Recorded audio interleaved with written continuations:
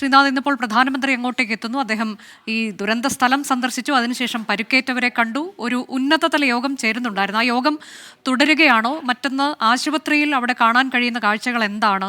ഇനിയും ഒട്ടേറെ പേരെ കാണാതില്ല എന്നൊക്കെ പറയുന്നുണ്ടല്ലോ. ഈ മെഡിക്കൽ കോളേജ് വിദ്യാർത്ഥികൾ ഉൾപ്പെടെയുള്ളവർ. DNA പരിശോധന നടക്കേണ്ടതുണ്ട്. അതിൻ്റെ റിസൾട്ട് വരാൻ കുറച്ച് താമസിക്കും. അങ്ങനെയൊക്കെ ഒരു വല്ലാത്തൊരു ആശങ്കയുടെയും ദുഃഖത്തിൻ്റെയും ഒക്കെ ഒരു സാഹചര്യം അവിടെ ഉണ്ടല്ലോ. തീർച്ചയായും അനുജ, ഞാനിപ്പോൾ ഉള്ളത് അഹമ്മദാബാദിലെ സിവിൽ ആശുപത്രിയിലാണ്. ആ ആശുപത്രിയിലെ മോർച്ചറിക്ക് മുന്നിലാണ്. അവിടെയാണ് ഈ പോസ്റ്റ്മോർട്ടം റൂം ഉള്ളത്. അവിടെ നിന്നാണ് മൃതദേഹങ്ങൾ ഇന്ന് രാവിലെ, അതായത് തിരിച്ചറിയാൻ കഴിയുന്ന മൃതദേഹങ്ങൾ ഒന്നൊന്നായി കുടുംബാംഗങ്ങൾക്ക് വിട്ടു നൽകി തുടങ്ങിയത്. രാവിലെ 8 മണിയോടെ തന്നെ മൃതദേഹങ്ങൾ വിട്ടുകൊടുത്ത് തുടങ്ങിയിട്ടുണ്ട്. ഏതാണ്ട് 10-ലേറെ മൃതദേഹങ്ങൾ ഇതിനോടകം തന്നെ കൊണ്ടുപോയിട്ടുണ്ട്. അതിലൊന്ന് മധ്യപ്രദേശിലേക്കാണ്, ഗ്വാളിയോറിലേക്കാണ് ഒരു മൃതദേഹം കൊണ്ടുപോയത്. മറ്റു മൃതദേഹങ്ങളൊക്കെ തന്നെ അഹമ്മദാബാദിലും ഭാവ്നഗർ അടക്കമുള്ള ഗുജറാത്തിലെ തന്നെ വിവിധ ഇടങ്ങളിലേക്ക് കൊണ്ടുപോയി എന്നതാണ് നമ്മൾ അറിയുന്നത്. അങ്ങനെ തിരിച്ചറിയാൻ കഴിയുന്ന മൃതദേഹങ്ങൾ വളരെ വേഗത്തിൽ തന്നെ വിട്ടുകൊടുക്കുകയാണ്. അതേസമയം ഭൂരിഭാഗം മൃതദേഹങ്ങളും തിരിച്ചറിയാൻ ബുദ്ധിമുട്ടുണ്ട് എന്നതാണ് ഒരു പ്രതിസന്ധി. കാരണം വലിയൊരു സ്ഫോടനം, പിന്നാലെയുണ്ടായ തീപിടുത്തം, അതിൽ പെട്ടുപോയ മനുഷ്യരാണ്. അപ്പോൾ അതിൻ്റെതായ ബുദ്ധിമുട്ടുകൾ മൃതദേഹങ്ങൾ തിരിച്ചറിയുന്നതിലുണ്ട്. അതുകൊണ്ടാണ് DNA പരിശോധന നടത്തി വേണ്ടിവരും. ആ മൃതദേഹങ്ങൾ തിരിച്ചറിയുന്നതിൽ അത് നിർണായകമാണ്. അതുകൊണ്ട് ഈ അപകടത്തിൽ പെട്ടു എന്ന് സംശയിക്കുന്ന ആളുകളുടെ ബന്ധുക്കൾ, വിമാനയാത്രക്കാർക്ക് പുറമേയുള്ള ആളുകൾ കൂടി, ഡോക്ടർമാർ അടക്കമുള്ള, വിദ്യാർത്ഥികൾ അടക്കമുള്ളവർ, ഈ ഹോസ്റ്റലിലുള്ളവർ അപകടത്തിൽപ്പെട്ടിട്ടുണ്ട്. അപ്പോൾ ആ തരത്തിൽ കാണാതായവരുടെ ബന്ധുക്കളെ കൂടി ഇങ്ങോട്ടേക്ക് അഹമ്മദാബാദിലേക്ക് വിളിച്ചു വരുത്തുന്നുണ്ട്. അതിനുശേഷം അവരുടെ സാമ്പിളുകൾ കൂടി ശേഖരിക്കും. അങ്ങനെ ഒരു വലിയ സംഖ്യം ആളുകളുടെ DNA പരിശോധന നടത്തേണ്ടി വരുന്ന ഒരു സാഹചര്യമുണ്ട്. എങ്കിൽ മാത്രമേ ഈ മൃതദേഹങ്ങൾ വിട്ടുകൊടുക്കുന്ന നടപടികളൊക്കെ തന്നെ പൂർത്തിയാകൂ. അതുകൊണ്ട് 1-2 ദിവസം കൂടി ഈ ഒരു പ്രക്രിയ നീളാനുള്ള സാധ്യതയുണ്ട്. സാധാരണ 72 മണിക്കൂറിനകം DNA പരിശോധന ഫലം കിട്ടും എന്നതാണ് നമുക്ക് അറിയാവുന്ന കാര്യം. അതുകൊണ്ട് 1-2 ദിവസം ഈ നടപടിക്രമങ്ങൾ നീണ്ടുപോകാനുള്ള സാധ്യതയുണ്ട്. കേരളത്തിൽ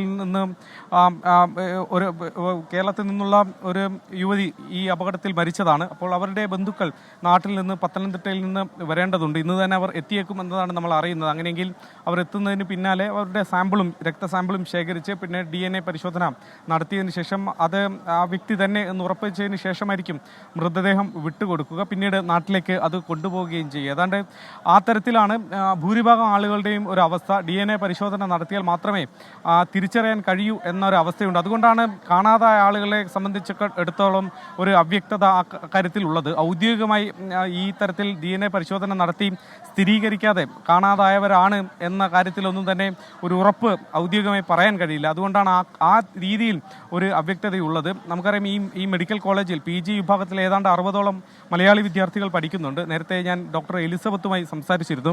അവർ പറയുന്നതും ഏതാണ്ട് 50ഓളം വിദ്യാർത്ഥികളെങ്കിലും ഡോക്ടർമാർ അടക്കമുള്ളവർ, അതായത് സൂപ്പർ സ്പെഷ്യാലിറ്റി വിഭാഗങ്ങളിലുള്ള ഡോക്ടർമാർ അടക്കം ഇതിൽ അപകടത്തിൽ പെട്ടിട്ടുണ്ട് എന്നതാണ്. കാരണം ആ ബ്ലോക്കിൽ, ആ ഒരു ഹോസ്റ്റൽ കോമ്പൗണ്ടിനുള്ളിൽ ഉള്ള 5-6 കെട്ടിടങ്ങളുണ്ട്. അതിലൊക്കെ ഈ സൂപ്പർ സ്പെഷ്യാലിറ്റി വിഭാഗത്തിലെ ഡോക്ടർമാർ കൂടി താമസിക്കുന്നുണ്ടായിരുന്നു. മാത്രമല്ല, ഈ ലഞ്ച് സമയം, ഉച്ചഭക്ഷണ സമയത്താണ് ഈ അപകടം ഉണ്ടാവുന്നത്.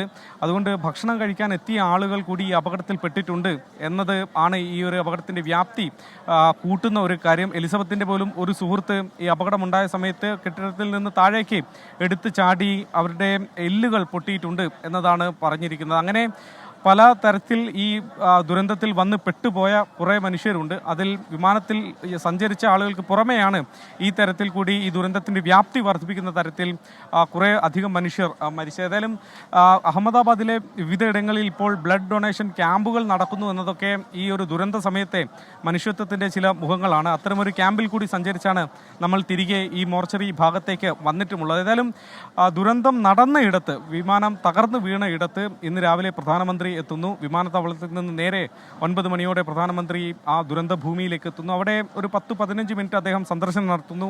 മുഖ്യമന്ത്രി ഭൂപേന്ദ്ര പട്ടേൽ, ഹർഷ് സാങ്വി, സംസ്ഥാനത്തെ ആഭ്യന്തരമന്ത്രി CR പാട്ടീൽ, കേന്ദ്രമന്ത്രി അടക്കമുള്ളവരൊക്കെ തന്നെ പ്രധാനമന്ത്രിയോടൊപ്പം ഉണ്ടായിരുന്നു. അവിടെ ഒരു 15 മിനിറ്റിലധികം സമയം പ്രധാനമന്ത്രി ഉണ്ടായിരുന്നില്ല. അവിടുന്ന് വേഗം അഹമ്മദാബാദിലെ സിവിൽ ആശുപത്രിയിലേക്ക് പ്രധാനമന്ത്രി വരുന്നു. സിവിൽ ആശുപത്രിയിൽ അവിടെയും പ്രധാനമന്ത്രി ഒരുപാട് സമയം ചെലവഴിച്ചില്ല. ഹ്രസ്വ സന്ദർശനമായിരുന്നു. പക്ഷേ ഇവിടെ ഈ അപകടത്തിൽ നിന്ന് അത്ഭുതകരമായി അവിശ്വസനീയമായ വിധം രക്ഷപ്പെട്ട രമേശ് വിശ്വാസ് കുമാർ എന്ന ആളെ പ്രധാനമന്ത്രി അവിടെ ചെന്ന് കണ്ടു. അയാളോട് കാര്യങ്ങൾ ചോദിച്ച് സംസാരിച്ചു. അതും ഒരു ഹ്രസ്വ സംഭാഷണം മാത്രമാണ്. 2-3 പരിക്കേറ്റ് ചികിത്സയിലുള്ള 2-3 പേരോട് കൂടി പ്രധാനമന്ത്രി ആശയവിനിമയം നടത്തിയതിനു ശേഷം ആശുപത്രിയിൽ നിന്ന് പോയി. പിന്നെയാണ് ഹൈ ലെവൽ കമ്മിറ്റി യോഗം നടക്കുന്നത്. ഏതായാലും ആ യോഗത്തിലെ വിവരങ്ങൾ അറിയേണ്ടതുണ്ട്. മുഖ്യമന്ത്രി അടക്കമുള്ളവർ യോഗത്തിൽ പങ്കെടുക്കുന്നു. കേന്ദ്ര വ്യോമയാന മന്ത്രി പ്രധാനമന്ത്രി അധ്യക്ഷത വഹിക്കുന്ന യോഗത്തിൽ ഉണ്ട്. എയർ ഇന്ത്യയുടെ പ്രതിനിധി. ശരി ശ്രീനാഥ്, ഏതായാലും ഈ അടിയന്തരമായിട്ടുള്ള യോഗത്തിൽ ഒരുപാട് കാര്യങ്ങൾ ഇനിയും കണ്ടെത്തേണ്ടതുണ്ട്. ഇതിങ്ങനെ എങ്ങനെയുണ്ടായി ഈ അപകടം, അതുമാത്രമല്ല ഇനി അടുത്ത നടപടികൾ എന്തെല്ലാമാണ്, DNA പരിശോധനകൾ, അതിനുശേഷം മൃതദേഹങ്ങൾ എത്തിക്കേണ്ടടുത്ത് എത്തിക്കണം, മറ്റുള്ള സുരക്ഷാ പ്രശ്നങ്ങൾ എന്തെല്ലാം ഉണ്ടായിരുന്നു, ഒരുപാട് കാര്യങ്ങൾക്ക് ഉത്തരം കണ്ടെത്തേണ്ടതുണ്ട്. അടിയന്തരമായി യോഗം നടക്കുന്നുണ്ട്. പ്രധാനമന്ത്രി അവിടെ എത്തിയതിനു ശേഷമാണ് ഇപ്പോൾ ആ യോഗം അവിടെ ചേരുന്നത്. ശ്രീനാഥ് ചന്ദ്രനാണ് വിവരങ്ങൾ നമുക്ക് നൽകിക്കൊണ്ടിരിക്കുന്നത്.